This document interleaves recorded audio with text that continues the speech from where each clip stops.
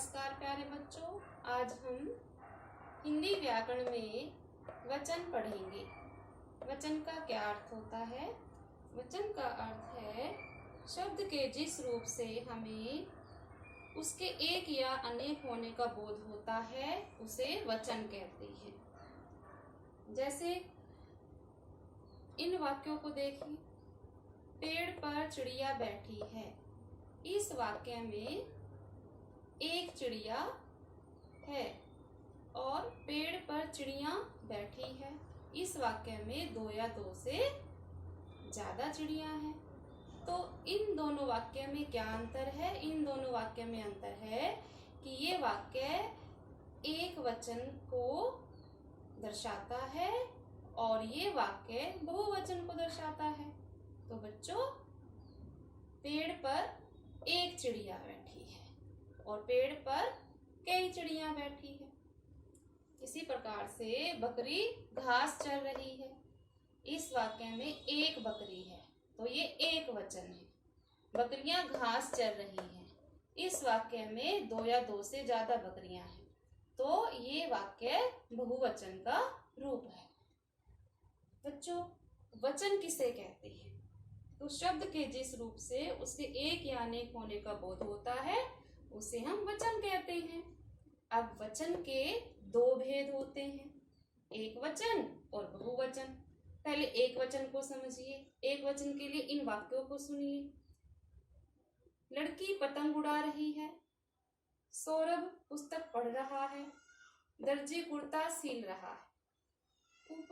इन वाक्यों में पतंग, पुस्तक, कुर्ता शब्द एक व्यक्ति या वस्तु का बोध करा रहे हैं।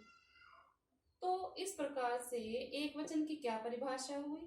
तो एक वचन की परिभाषा हुई शब्द के जिस रूप से एक वस्तु, पदार्थ या व्यक्ति का बोध होता है उसे एक वचन कहते हैं। इसके अन्य उदाहरण भी सुनिए, जैसे कि मेज, कुर्सी, पेन, बस्ता, सड़क, बस, घड़ी, दीवार, कुत्ता, बिल्ली, लड़का, छात्रा, शिक्षक आदि शब्द एक वचन के रूप में। आगे है बहुवचन। अब बहुवचन किसे कहते हैं इसे समझने के लिए पहले इन वाक्यों को सुनिए। लड़कियां फुटबॉल खेल रही हैं। मेज पर पुस्तकें बिखरी हुई हैं। दर्जी कुर्ते सिल चुका है। तो इन वाक्यों में लड़कियां, पुस्तकें, कुर्ते शब्द एक से अधिक व्यक्ति या वस्तुओं का बोध करा रही हैं। इसलिए कहा जा सकता है कि शब्द के जिस रूप से एक से अधिक वस्तु, पदार्थ या व्यक्तियों का बोध होता है उसे बहुवचन कहते हैं। इसके लिए उदाहरण सुनिए, जैसे स्त्रियां, कुर्सियां, आंखें, चूहे, पुस्तकें, कविताएं, बातें, नदियां, घोड़े, बोतलें, दीवारें, कुत्ते, अध्यापक गण आदि बहुवचन के रूप होते हैं। अब आगे है वचन की पहचान।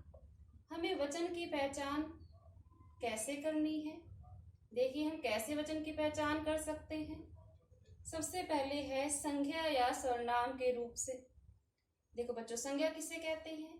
किसी व्यक्ति, वस्तु, प्राणी या भाव के नाम को हम संज्ञा कहते हैं। और सर्वनाम किसे कहते हैं? जो शब्द संज्ञा के स्थान पर प्रयोग किए जाते हैं वो सर्वनाम कहलाते हैं। अब इन संज्ञा या सर्वनाम के रूप से वचन की हम पहचान करेंगे। पहले है लड़की। लड़की संज्ञा शब्द है। हंस रही है।